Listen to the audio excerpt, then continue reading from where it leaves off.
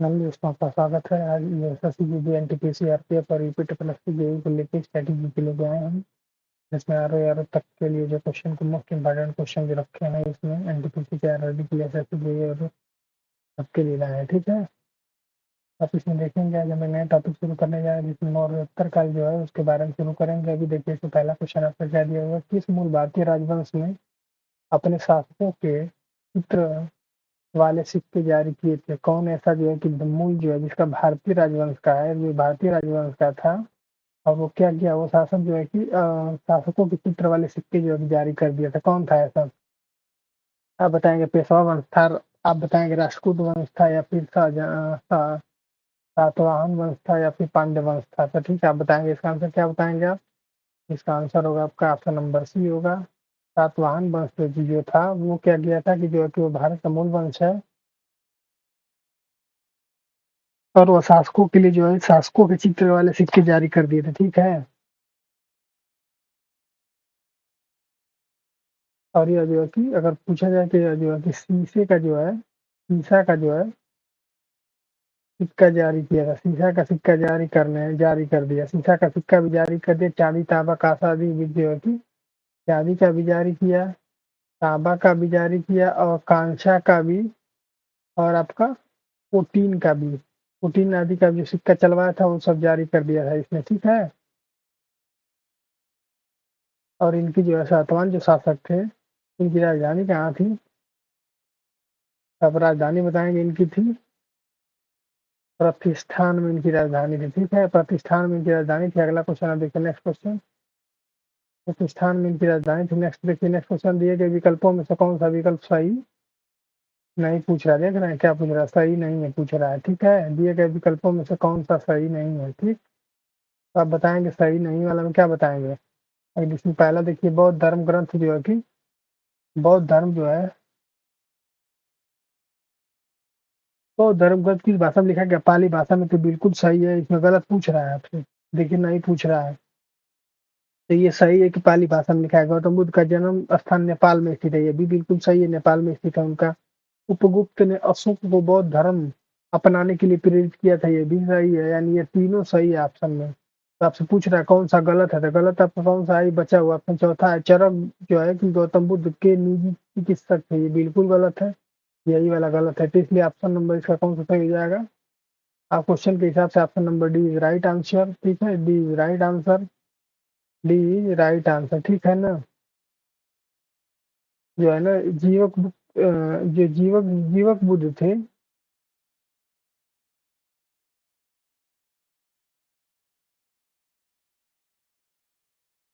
जो जीवक, ये चरक गौतम बुद्ध के निजी चिकित्सक।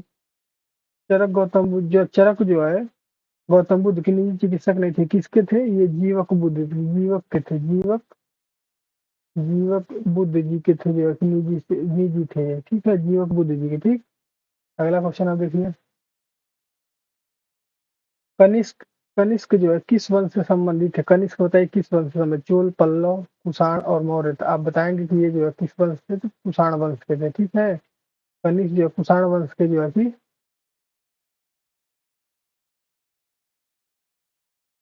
कुषाण वंश को इन्होंने चलाया था। ठीक है, अगला क्वेश्चन आप देखिए, नेक्स्ट क्वेश्चन।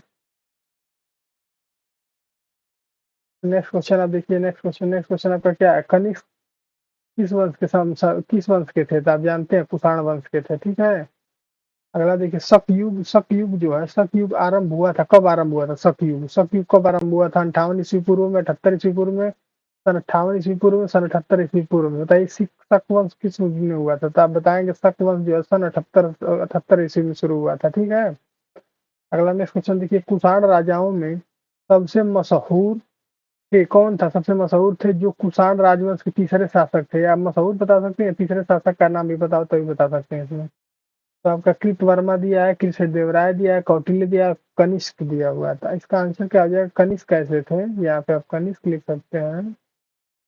कनिष्क ऐसे शासक थे जो कि तीसरे शासक थे राजवंश के, और ये जो सबसे मशहूर थे, हैं, सबसे मशहूर थे। ठीक है। और अगला आप देखिए, इसके बाद अगला क्या दिया हुआ है, ईसा पूर्व शताब्दी जो है, ईसा पूर्व शताब्दी क्या है, ईसा पूर्व शताब्दी की शुरुआत में कुषाणों ने भारत की उत्तर पश्चिम सीमा पर अपना अधिकार स्थापित किया था। ईसा पूर्व में बताइए कौन सा ईसा पूर्व में, तीसरी, चौथी, पहली और दूसरी, तो बताइए किस में किया था, तो ये आपका पहली में किया था, यहाँ पे पहली लिखेंगे।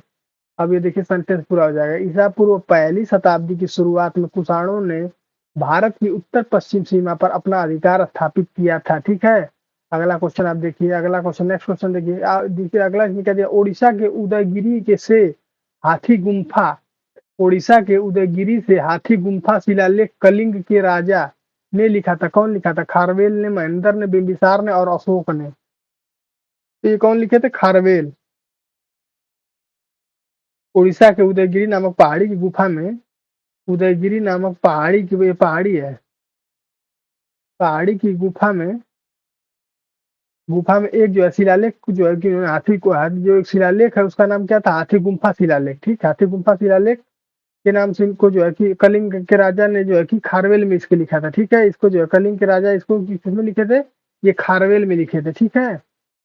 अगला क्वेश्चन, अगला देखिए, अब अगला टॉपिक आपका चलेगा गुप्त और गुप्तोत्तर समाज साम्राज्य चलेगा। ठीक है, ये वाला टॉपिक आपको चलेगा। अब अगला इसमें पहला क्वेश्चन देखिए, प्रयाग सशस्त्रित, प्रयाग सशस्त्रित जिसे इलाहाबाद स्तंभ शिलालेख के रूप में जाना जाता है, हमें की उपलब्धियों के बारे में जानकारी दी। कौन सी उपलब्धि, श्रीगुप्त, अशोक गुप्त, चंद्रगुप्त और समुद्रगुप्त, किसके बारे में दिया था, किसके बारे में इन्होंने दिया था, तो आप बताएं किसके बारे में दिया था। तो ये दिए थे किसके बारे में, ये दिए थे आपका समुद्रगुप्त। ठीक है, समुद्रगुप्त। ठीक है, अगला क्वेश्चन आप देखिए, नेक्स्ट क्वेश्चन, हर्षवर्धन निम्नलिखित में से किस राजवंश के संबंधित था, हर्षवर्धन निम्नलिखित में से किस वंश से संबंधित था, हर्षवर्धन के बारे में बताना है। हर्षवर्धन जो है, सम्राट जो हर्षवर्धन कब आया था, पहली बात तो ये जान लीजिए कि सम्राट हर्षवर्धन आया था 606 ईसा पूर्व से 647 ईसा पूर्व तक ये रहा है। ठीक है, 606 647 ईसा पूर्व तक रहा है। ठीक है। और यह जो है कि, और इसके बाद जो है कि अगर देखा जाए तो ये जो है ये तथा ये कि हर्ष ने रत्नावली, हर्षवर्धन ने कौन सी रत्नावली, और जो है कि देखिए हर्ष ने, हर्ष की रचना अगर आपसे पूछ दे, रचना, रचना में आप क्या बताएंगे, रत्नावली, रत्नावली इनकी है, इनकी और क्या प्रियदर्शिका है, हर्षवर्धन की रत्नावली है, प्रियदर्शिका है, तथा और कौन है, नागा नंद है। ठीक है, नागानंद है। ये तीनों इनकी क्या है, नाटकों की रचना है, नाटकों की रचना की है, नाटकों की रचना। अब इसमें से ये देखना है कि इसका आंसर कौन सा होगा, तो ये किस में है, ये पुष्पभूति वंश के थे। ये किस वंश के थे, हर्षवर्धन पुष्पभूति वंश के हैं। ठीक है, अगला क्वेश्चन आप देखिए, रवि कीर्ति, रवि कीर्ति का एहोल शिलालेख, रवि कीर्ति का एहोल शिलालेख पुलिकेशिन द्वितीय की पर विजय करने के बारे में विस्तार से वर्णन करता है। कौन वर्णन करता है बताइए, कीर्तिवर्मन करता है या फिर खारवेल या समुद्रगुप्त या फिर हर्ष, तो इसका जो है कि हर्ष या हर्षवर्धन, हर्ष करते हैं। ठीक है। अगला क्वेश्चन आप देखिए, निम्न में से कौन सा हर्षवर्धन के शासक काल में भारत आया था, बताइए हर्षवर्धन के शासक काल में कौन ऐसा है जो कि भारत आया था। तो इसमें बताएंगे जुआंग जांग, हुएंग सांग या फिर फाइयान या फिर इब्न बबूता या मार्को पोलो। तो इसका आंसर तो आप जानते हैं कि इसका आंसर हो जाएगा जुआंग जांग हेनशान, जुआंग जान हेनशान। अब कुछ जो है कि कुछ नए जो है कि अब हर्षवर्धन शासनकाल में कौन आया था, जुआन जांग आया था या हेनसांग के नाम से। ठीक है, अब कुछ जो है कुछ ऐसे शासकों के बारे में जान लेते हैं जो कि आए हैं, उनके बारे में जानना जरूरी है। हर्षवर्धन शासक काल में कौन आया था, हेनशियांग आया था। चंद्रगुप्त द्वितीय के शासक काल में कौन आया था, फाहियान आया था। ये मोस्ट इंपॉर्टेंट है जितने हैं, इसको आप याद कर लेंगे जरूर, क्वेश्चन एक ना एक इसमें से मिल जाएगा। मोहम्मद बिन तुगलक के समय कौन आया था, इब्न बबूता आया था। मोहम्मद बिन तुगलक, इब्न बबूता आया था। चंद्रगुप्त द्वितीय के फाहियान आया था। हर्षवर्धन के समय कौन आया था, हिंशांग आया था। मोहम्मद गजनवी के समय कौन आया था, अलबरूनी आया था। और मारवर्मन कुलशेखर के समय कौन आया था, मार्को पोलो आया था। इतना आप मोस्ट मोस्ट इंपॉर्टेंट, ये तीन तो मोस्ट इंपॉर्टेंट है, चार, ये चार तो मोस्ट इंपॉर्टेंट है, आप इसको एकदम याद कर लीजिए। क्या है इसमें, हर्षवर्धन जो है इनसे आए थे उस समय राजदूत में, और आपका जो है कि चंद्रगुप्त द्वितीय के टाइम फाहियान आया था। मोहम्मद बिन तुगलक के समय इब्न बतूता आया था। मोहम्मद गजनवी के बीच में अलवरूनी आया था। और मारवर्मन कुलशेखर के बीच में मार्को पोलो आया था। ठीक है। अगला देखिए, उस महान व्यक्ति का नाम बताइए, उस महान व्यक्ति का नाम बताइए, उस महान व्यक्ति का नाम बताइए जिसने भारत में बीज गणित के क्षेत्र में महत्वपूर्ण योगदान दिया था। उस व्यक्ति का नाम क्या है जो कि भारत के क्षेत्र में बीज गणित के रूप में महत्वपूर्ण योगदान दिया था? तो उसका नाम बताना आपको। क्या है उसका नाम? पहला बताइए, चरक है, ब्रह्मगुप्त है, वाराहमिहिर है, या आर्यभट्ट है? तो उसको कौन सा जो कि बीज गणित है, गणित के लिए सीधे आर्यभट्ट का नाम आता है। आर्यभट्ट का नाम इन सब में जोड़ा जाता है, ठीक है, आर्यभट्ट का नाम आता है, ठीक। अगर इसका जो है कि ये महान व्यक्ति जो ऐसे हैं जो कि भारत में बीज गणित क्षेत्र में महत्वपूर्ण योगदान दिए थे। और चरक क्या किए थे? ये महर्षि जो है, ये महर्षि ये महर्षि और आयुर्वेद विशारद में काम किए थे, विशारद में, ठीक है। ये महर्षि और आयुर्वेद विशारद में काम किए थे। दूसरा, ब्रह्मगुप्त के बारे में देख लीजिए। ब्रह्मगुप्त क्या किए थे? ये भारतीय गणितज्ञ थे, भारतीय गणितज्ञ थे, ठीक है। और आप जो है कि वाल्मीकि भी क्या थे? ये भी क्या थे? इंडियन गणितज्ञ थे, यानी भारतीय गणितज्ञ थे, ठीक है, गणितज्ञ थे, ठीक। ये भी भारतीय गणितज्ञ थे, ये भी भारतीय गणितज्ञ थे। आर्यभट्ट क्या थे? बीज गणित के बारे में थे, ये भी गणितज्ञ ही है, लेकिन बीज गणित के क्षेत्र में बहुत महत्वपूर्ण योगदान है। चरक किसमें है? चरक कैसे व्यक्ति, इसका ऑप्शन जो दिया है ये महर्षि और आयुर्वेद विशारद है। आयुर्वेद क्या है, ठीक है, महर्षि भी आयुर्वेद के भी वो है। और आप अगला देखिए, इनमें से कौन सा राजा हर्षवर्धन के दरबारी कवि थे? राजा हर्षवर्धन के दरबारी कवि कौन थे इसमें से? तो आपको इनका आंसर देना है। कौन सा? आनंद भट्ट थे? नहीं। वल्लाल थे? नहीं। चंद्रगुप्त थे? नहीं। बाण भट्ट थे? ये बिल्कुल सही आंसर है, ये आपका बिल्कुल सही आंसर। बाण भट्ट क्या थे? हर्षवर्धन के क्या थे? दरबारी कवि थे बाण भट्ट जी, ठीक है। हर्षवर्धन क्या थे? एक तरह साहित्यकार खुद थे, ये साहित्यकार थे। हर्षवर्धन क्या थे? हर्षवर्धन साहित्यकार थे। और इनके शासनकाल में कौन आया था? हेनस्यांग आया था। हेनसांग आया था, जो कि अभी इसके पिछले क्वेश्चन में आपको बताया कि इनके शासनकाल में कौन आया था? हेनसांग आया था, ठीक है। हेनसांग इनके शासनकाल में आया था, समझ पा रहे हैं? हेनसांग आया था इनके शासनकाल में। अगला क्वेश्चन आप देखिए, इसके बाद वाला अगला क्वेश्चन आप देख सकते हैं। इसके बाद नेक्स्ट क्वेश्चन आपका क्या है? चीनी यात्री हेनसांग किसके शासनकाल में आया था? अभी जैसे इसके पिछले वाले क्वेश्चन में बताए हैं, चीनी शास्त्री जो है किसके शासनकाल में आया था? तो यह आया था हर्षवर्धन के शासनकाल में, ठीक है, हर्षवर्धन के शासनकाल में। और हर्षवर्धन का शासनकाल जो है कि हर्षवर्धन शासनकाल में आया था चीनी यात्री, ठीक है।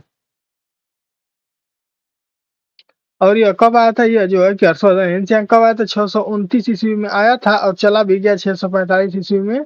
ये चीन चला गया वापस, ठीक है। चीनी यात्री था हेनसांग, ठीक है। अगला क्वेश्चन आप देखिए नीचे। अगला क्वेश्चन, एक चीनी बौद्ध भिक्षु था जिसने नालंदा में बौद्ध शास्त्रों का अध्ययन किया था और 627 से 643 ईस्वी तक भारत की 17 वर्ष की लंबी यात्रा के लिए प्रसिद्ध है। तो उसका का नाम क्या है? उसका नाम है मेगस्थनीज, अल्बरूनी, या हेनसांग, या फिर फाहियान। तो आप देख सकते हैं कि कब ये आया था, आप बताएं। 629 में आया था और 645 में गया है। तो आप देख सकते हैं कि ये कब गया होगा? 17 साल इसको ही हो गया। तो ये क्या है? ये 17 साल, यही है कि हेनसांग का नाम आएगा, ठीक है। अगला क्वेश्चन आप देखिए, इनमें से कौन सा हर्षवर्धन के शासनकाल में भारत आया था? हर्षवर्धन के शासनकाल में पिछले क्वेश्चन में सब आपको दिखाए हैं, देखिए। हर्षवर्धन शासनकाल में कौन आया था? हेनसांग। चंद्रगुप्त में कौन आया था? फाहियान। मोहम्मद बिन तुगलक में इब्न बतूता। मोहम्मद गजनवी अल-बरूनी।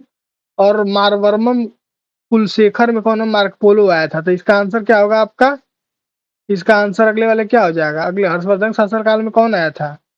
हर्षवर्धन के शासनकाल में कौन आया था भारत में? तो आप बताएंगे कि ये हेनसांग आया था, ठीक है, हेनसांग आया था, ठीक।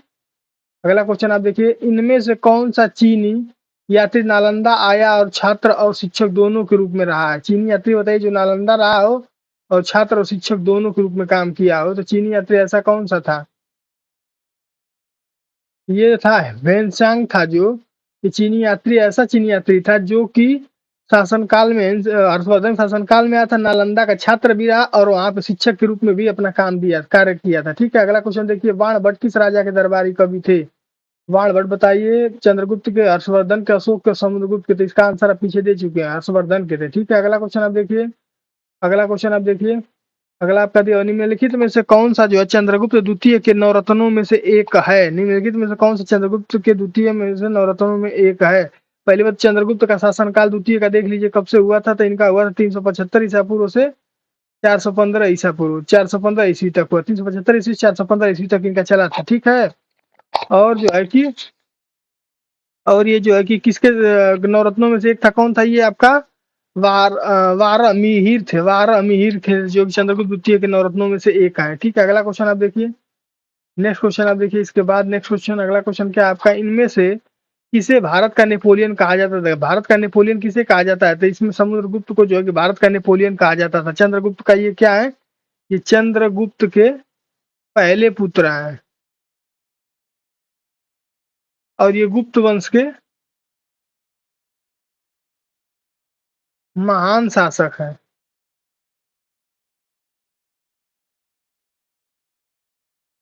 गुप्त वंश के महान शासक चंद्रगुप्त के पहले जो है कि चंद्रगुप्त के जो है कि पहले जो है कि चंद्रगुप्त पहले पुत्र है। ठीक है। और इनको अगर देखा जाए तो समुद्रगुप्त को कौन कौन सी उपाधियां दी गई थी, तो उपाधियों का अगर नाम आप लिखना चाहे तो लिख लीजिए। उपाधियों में इनका क्या दिया गया था, इनको पराक्रमांक की उपाधि दी गई थी, अप्रतिरथ की उपाधि दी गई थी, उसके बाद क्या दिया गया था, सर्वराज्यो सर्वराज्योच्छेत्ता की उपाधि दी गई थी इनको। इनको और क्या दी गई थी, लिच्छवी की उपाधि दी गई थी, तथा इनको क्या बोला जाता था, दहित्र बोला जाता था, दहित्र, इनकी उपाधियां हैं। ठीक है। अगला क्वेश्चन देखिए आप, भारत में प्राचीन भारतीय इतिहास काल में या इतिहास के सबसे महत्वपूर्ण शासकों में से एक चंद्रगुप्त द्वितीय की पुत्री का नाम बताइए। चंद्रगुप्त द्वितीय की पुत्री का नाम बताइए, क्या नाम था उनका, उनका नाम था लोपामुद्रा, या फिर रुद्रमा देवी, या फिर पार्वती गुप्त, या फिर प्रभावती गुप्त उनका नाम था। ठीक है। ये अगला क्वेश्चन देखिए, नेक्स्ट क्वेश्चन इसके बाद वाला है, विक्रमादित्य किस प्रसिद्ध गुप्त शासक का एक अन्य नाम था। विक्रमादित्य किसका नाम था बताइए, कुमारगुप्त द्वितीय का, चंद्रगुप्त प्रथम का, या चंद्रगुप्त द्वितीय का, या फिर आपका राम गुप्त का था। इसका आंसर क्या होगा आपका, इसका आंसर हो जाएगा आपका चंद्रगुप्त द्वितीय का नाम, दूसरा नाम क्या था, ये विक्रमादित्य ही उनका नाम है, जिनको चंद्रगुप्त द्वितीय के नाम से भी जाना जाता है। ठीक है। ये गुप्त वंश के एक शक्तिशाली सम्राट थे। ठीक है। अगला क्वेश्चन आप देखिए, ये सुप्रसिद्ध काव्य मेघदूत इनमें से किसकी कृति है। मेघदूत बताना है किसने लिखा है। मेघदूत सत्यनारायण ने लिखा है, प्रेमचंद, कालिदास, और आपका लिखे हैं इलांगो ने। तो आप बताएंगे कि मेघदूत कौन लिखा है, कालिदास जी ने मेघदूत को लिखा है। ठीक है। कालिदास जी ने क्या किया है, मेघदूत को लिखा है। अगर कालिदास के बारे में और थोड़ा जानेंगे, अगर इनका नाटक जानेंगे, तो नाटक के बारे में आप जानते हैं, अभिज्ञान शकुंतलम इन्हीं का है। अभिज्ञान शकुंतलम इन्हीं का है। ठीक। अभिज्ञान शकुंतलम इन्हीं का है। ठीक। अभिज्ञान शकुंतलम इन्हीं का है। ठीक। अभिज्ञान शकुंतलम इन्हीं का है। दूसरा आप लिखिए, इसमें क्या है आपका, है विक्रमोर्शियन इन्हीं का है। ठीक है। और इसके बाद अगला आपका है, इनका नाटक में क्या है, मालविका मालविकाग्निमित्रम इन्हीं का है। ठीक है। ये तीनों जो है इन्हीं का है। महाकाव्य के बारे में देखिए, महाकाव्य कौन कौन इनके हैं, महाकाव्य देखिए, महाकाव्य में इनके हैं रघुवंशम रघुवंशम है, और उनका क्या है, कुमार वंशम, इनके जो है कि महाकाव्य है, किसके हैं, कालिदास के।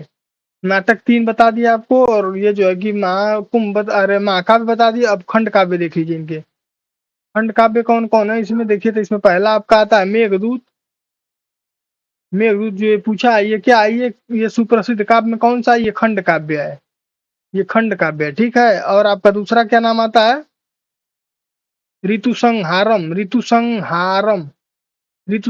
दूसरा नाम है। ठीक है। अगले क्वेश्चन की तरफ चलते हैं। अगला क्वेश्चन आपका दिया है, प्रस्थित में किस राजवंश के शासकों ने अपनी उपलब्धियां लिखी थी। प्रस्थित में किस राजवंशों ने अपनी जो है कि उपलब्धियां लिखी थी, राजपूत वंश, गुप्त वंश, मुगल वंश, या खिलजी वंश। तो आप इसका आंसर देंगे, मुगल वंशों ने लिखी थी। अगला क्वेश्चन आप देखिए, गुप्त साम्राज्य के निम्नलिखित राजाओं में से कौन एक जो है अच्छा बीड़ा वादक भी था। कौन ऐसा जो अच्छा बीड़ा बजाता था, समुद्रगुप्त, चंद्रगुप्त, चंद्रगुप्त विक्रमादित्य, या चंद्रगुप्त प्रथम, या समुद्रगुप्त, या कुमारगुप्त। आप जानते हैं कि बीड़ा वादक सबसे अच्छा कौन है, तो आपका बीड़ा वादक जो है सबसे अच्छा जो है कुमारगुप्त है। ठीक है। अगला क्वेश्चन आप देखिए, अगला, किस युग को प्राचीन भारत का स्वर्ण युग कहा जाता था। किस युग को प्राचीन भारत का स्वर्ण युग कहा जाता था। मौर्य साम्राज्य तीसरी शताब्दी, चोल साम्राज्य जो है कि आपका तीसरी शताब्दी, गुप्त साम्राज्य जो है कि चौथी शताब्दी, या फिर कुषाण साम्राज्य पहली शताब्दी, तो आप इसका आंसर देंगे तो इसका आंसर हो जाएगा गुप्त साम्राज्य चौथी शताब्दी को जो है कि स्वर्ण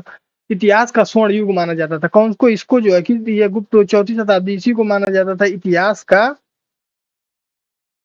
स्वर्ण युग माना जाता था। ठीक है, इसी को इतिहास का स्वर्ण युग माना जाता था। ठीक है, इसी में जो है कि कौन कौन सी इसमें धर्म, इसमें जो है कि इसमें किसकी स्थापना की गई थी? तो धार्मिक सहिष्णुता, आर्थिक समृद्धि, शासन व्यवस्था आदि का जो है कि स्थापना किया गया था इसमें। ठीक है, अगला क्वेश्चन आप देखिए, किस काल को भारतीय इतिहास का स्वर्ण युग कहा जाता है? तो स्वर्ण युग कहा जाता था, इसके पहले ही आपको पता है कि गुप्त काल को कहा जाता है, तो इसमें बहुत सोचने वाली बात तो है नहीं। ठीक है, किस काल को भारतीय युग का जो है कि सम्राट कहा, किस का जो है कि युग को जो है कि कहा जाता है? तो आप इसका जानते हैं कि पहले वाले को ही कहा जाएगा, क्योंकि ये जो है कि गुप्त वंश इसके पहले वाला क्वेश्चन में ही आ गया था, तो इसका आंसर यही हो जाएगा। अगला क्वेश्चन आप देखिए, अगर नालंदा विश्वविद्यालय को विश्व के महान प्राचीन विश्वविद्यालयों में से एक तथा महत्वपूर्ण बौद्ध शैक्षणिक उत्कृष्टता केंद्र बन माना जाता है, इसकी स्थापना किस भारतीय शासक ने की थी? किसकी स्थापना? नालंदा विश्वविद्यालय की स्थापना के बारे में बताना है, तो इसका आंसर कौन हो जाएगा? इसका आंसर आपका हो जाएगा, कौन करा है आपका? हर्षवर्धन किए हैं, चंद्रगुप्त मौर्य किए हैं, कुमारगुप्त प्रथम किए हैं, अशोक किए हैं। तो इसका आंसर आपका आ जाएगा कुमारगुप्त जी ने किया है, जो कि विश्वविद्यालयों में इसका स्थापना कुमारगुप्त ने कब किया था? 415 ईसा पूर्व से, या 415 ईसा पूर्व से 455 ईसा पूर्व तक में ये कर दिए थे। बिहार में इसको बनाए थे। नालंदा विश्वविद्यालय कहाँ है? बिहार में है, बिहार में है। ठीक है, बिहार में है। और यह जो है कि बौद्ध धर्म में इस विद्यालय को जो हीनयान बौद्ध के साथ साथ इसे धर्मों की शिक्षा दी जाती है। अगर बौद्ध धर्म को देखा जाए, बौद्ध धर्म में तो हीनयान जो है, हीनयान इसकी शिक्षा दी जाती थी, हीनयान की शिक्षा। ठीक है, हीनयान की शिक्षा दी जाती थी। और हेन सांग के समय जो कुलपति कौन थे? हेन सांग जब था उस समय, हेन सांग राजदूत था, तो उस समय कुलपति का नाम क्या था? पहले पहले कुलपति बोल लीजिए, चाहे हेन सांग के टाइम के कुलपति कौन थे? शीलभद्र थे। शीलभद्र जी उस समय कुलपति हुआ करते थे। ठीक है, और 1193 में, 1193 में क्या हुआ था कि तुर्क के जो है कि बख्तियार जो है सेनापति जो कौन था? बख्तियार खिलजी था। ये क्या कर दिया? इस विद्यालय को नष्ट कर दिया था। ठीक है, और कब किया था? 1193 ईस्वी में। 1100 कब किया था? 1193 ईस्वी में किया था। ठीक है, अगला क्वेश्चन आप देखिए, नेक्स्ट क्वेश्चन, चंद्रगुप्त प्रथम के बाद गुप्त साम्राज्य की बागडोर किसने संभाली है या संभाली थी? तो इसका आंसर हो जाएगा ब्रह्मगुप्त, समुद्रगुप्त, शूद्रक या श्रीगुप्त। इसका आंसर होता है समुद्रगुप्त प्रथम ने। समुद्रगुप्त प्रथम के बाद गुप्त साम्राज्य की बागडोर समुद्रगुप्त ने संभाली थी। ये चंद्रगुप्त प्रथम के बाद है। चंद्रगुप्त प्रथम जो थे उनके बाद सीधे समुद्रगुप्त ने इसकी बागडोर संभाली थी, और यह गुप्त वंश के राजवंश के चौथे शासक थे। समुद्रगुप्त के मतलब समुद्रगुप्त जो है राजवंश के चौथे शासक थे, राजवंश के चौथे शासक थे और सफल शासक थे। चौथे थे और सफल थे। ठीक है, चंद्रगुप्त मौर्य प्रथम के बाद समुद्रगुप्त यानी चंद्रगुप्त प्रथम जो तीसरे वाले शासक थे। ठीक है, अगला देखिए, हर्षवर्धन की मृत्यु के बाद प्रतिहार पाल एवं राष्ट्रकूट वंश के राजाओं ने पर आधिपत्य प्राप्त करने के लिए दूसरे के साथ युद्ध किया था। किसके साथ युद्ध किया था? आप ऑप्शन देखिए, बादामी, कन्नौज, दिल्ली और गुजरात। तो इसका ऑप्शन हो जाएगा कन्नौज। कन्नौज के साथ जो है कि इन्होंने किया था। ठीक है, कन्नौज के साथ किया था। अगला क्वेश्चन आप देखिए, चौथी शताब्दी की शुरुआत में चौथी शताब्दी की शुरुआत में गुप्तों ने में से एक साम्राज्य स्थापित किया था। कौन सा साम्राज्य स्थापित किया था? वातापी, अवध, मगध, मालवा। तो इसका आंसर आपका हो जाएगा सी वाला, मगध। ठीक है, अगला क्वेश्चन देखने मिलेगी, तो में से कौन सा नगर जो है गुप्त वंश की राजधानी था? गुप्त वंश की राजधानी बताना। आप बताइए, गुप्त वंश की राजधानी कौन थी? तो पाटिलपुत्र, कौशल और काशी और उज्जैन। तो आप बताएंगे पाटिलपुत्र जो है गुप्त वंश या गुप्त वंश की राजधानी थी। ठीक है, गुप्त वंश की राजधानी थी। ठीक है, अगला क्वेश्चन आप देखिए, नेक्स्ट क्वेश्चन आपका दिया हुआ, गुप्त शासक या गुप्त साम्राज्य के वास्तविक संस्थापक कौन थे? गुप्त साम्राज्य के वास्तविक संस्थापक जो कौन थे, जिन्होंने स्थापना उसकी की है? तो आप बताएंगे चंद्रगुप्त द्वितीय, समुद्रगुप्त, और जो ये चौथे शासक है, चौथे शासक हैं। और ये जो है कि तीसरे मान सकते हैं इनको, चंद्रगुप्त को, प्रथम को, द्वितीय को देख उसके बाद है ये। एक चौथे शासक के रूप में ये आया, ठीक है। तो आप जो है कि इसका बताएंगे क्या, जो है कि अगर इसका आंसर देना हो तो इसका पहला बात तो आप आंसर देंगे श्रीगुप्त जी ने इसकी जो है कि स्थापना की थी। इनके पुत्र श्रीगुप्त के कौन थे? घटोत्कच थे। घटोत्कच जो गुप्त वंश का शासक बने, उसके बाद जो चंद्रगुप्त प्रथम बने, जो गुप्त वंश के, उसके बाद जो घटोत्कच बने, फिर चंद्रगुप्त प्रथम बने, चंद्रगुप्त प्रथम बने, उसके बाद समुद्रगुप्त बने, ठीक है, उसके बाद समुद्रगुप्त बने। चंद्रगुप्त प्रथम को गुप्त वंश का संस्था जो है कि वास्तविक संस्थापक माना जाता है, चंद्रगुप्त प्रथम को, ठीक है। श्रीगुप्त ने स्थापना किया, श्रीगुप्त के लड़के घटोत्कच बने, घटोत्कच के बाद चंद्रगुप्त प्रथम बने जो कि इसकी स्थापना सही सही से किए।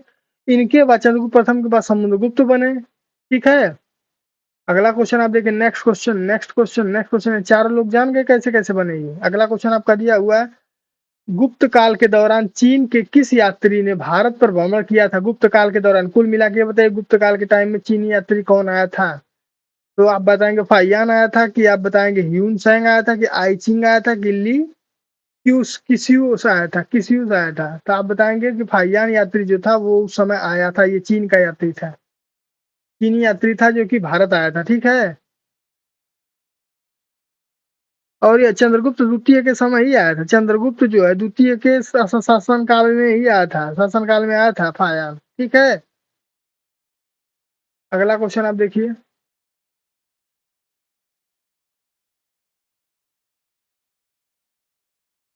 नेक्स्ट क्वेश्चन आपका दिया, हर्षवर्धन के राज्यसभा के कवि कौन थे? हर्षवर्धन के राज्यसभा के कवि कौन थे? हर्षवर्धन के राज्यसभा कवि कौन थे? हर्षवर्धन के राज्यसभा कवि कौन थे? तो आप आंसर देख, जयदेव बाणदत्त, और आप चंद्र बरदाई, या चंद्र बरदाई, या फिर आप कबीर लड़। तो आप देंगे इसका जयदेव जी थे जो कि राज्यसभा कवि थे हर्षवर्धन के, ठीक है। अगला क्वेश्चन, आप नेक्स्ट क्वेश्चन की तरफ बढ़ेंगे। नेक्स्ट क्वेश्चन आपका देखेंगे, नेक्स्ट क्वेश्चन, नेक्स्ट क्वेश्चन आपका बढ़ेंगे, हर्ष की मृत्यु के बाद 7वीं शताब्दी के आसपास प्रभुत्व में आए उनके काल को भारत के अंधे युग के रूप में जाना जाता है। कहने का मतलब कौन आया था कि जब उनको अंधे के रूप में जाना जाता है? तब बताएंगे इसका आंसर, हर्षवर्धन की मृत्यु के बाद, हर्षवर्धन की मृत्यु के बाद किसे जो है कि आसपास, जैसे हर्षवर्धन की मृत्यु के बाद 7वीं शताब्दी के आसपास प्रभुत्व में आए उनके काल को भारत के अंधे युग के रूप में जाना जाता है। तो ऑप्शन नंबर 1 राजपूत, दूसरा है आपका अंग्रेज, तीसरा है तुर्क, और चौथा है मुगल शासक या मुगल है। आप इसका आंसर देंगे तो इसका आंसर हो जाएगा राजपूत, ठीक है। इसका आंसर क्या होता है? राजपूत होता है, ठीक।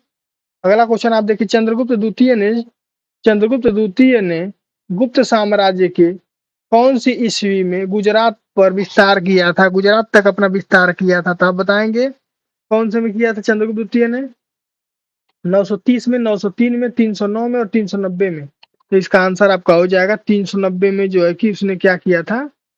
गुजरात का विस्तार किया था 390 में, ठीक है। अगला क्वेश्चन आप देखिए, चीनी यात्री इत्सिंग ने 3 वर्ष ठहर कर संस्कृत सीखा था। 3 वर्ष ठहर कर संस्कृत सीखा था, 3 वर्ष ठहर कर संस्कृत सीखा था।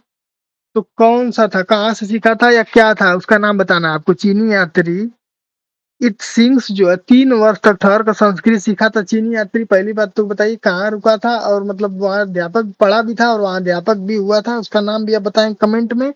लेकिन हम कॉलेज का नाम बता दे रहे हैं आपको। इसमें क्या होगा, ताम्रलिप्त था, नालंदा है, पाटलिपुत्र है, बोध गया है। तो आप इसका आंसर क्या देंगे? तो ये बताएंगे, ये जो है कि चीनी यात्री कब आया था, ये जो है कि आप इसका आंसर किस जो है कि चीनी यात्री जो था वो 3 वर्ष ठहर कर कहाँ सीखा था? तो आप ताम्रलिपि जो है, ताम्रलिपि में सीखा था चीनी यात्री जो था, ठीक है। और यह जो है इत सिंह था, इत सिंह चीनी बौद्ध यात्री था। कौन था, उसका नाम क्या था चीनी यात्री का? इत सिंह था, इत सिंह, ठीक है। 7वीं शताब्दी में आया था, समुद्री मार्ग से होकर यह भारत आया था, और समुद्र से तक होकर लंका होते हुए ताम्रलिप्त पहुंचा था, जहाँ 3 वर्षों तक रहकर संस्कृत का अध्ययन किया था। ये कहाँ से आया था? यह इत्सिंग जो चीनी बौद्ध यात्री था, यह 7वीं शताब्दी के अंत में भारत आया, और यह दक्षिण के मार्ग, समुद्री मार्ग से होकर भारत आया, और जो है सुमत्रा तथा लंका होते हुए यह जो ताम्रलिप्त पहुंचा, जहाँ 3 वर्ष तक रहकर इसने संस्कृत की शिक्षा ली, ठीक है। ये संस्कृत का अध्ययन किया। समझ पा रहे हैं? इसी के साथ थैंक यू सो मच। और आदि चैंपियन को लाइक करिए, सब्सक्राइब करिए और अपने दोस्तों के साथ शेयर करिए। ठीक है, धन्यवाद आपको। इसी तरह के नए नए वीडियो में बने रहने के लिए थैंक यू सो मच। आप आगे लाइक करिए, सब्सक्राइब करिए, दोस्तों के साथ शेयर करिए। Thank you so much.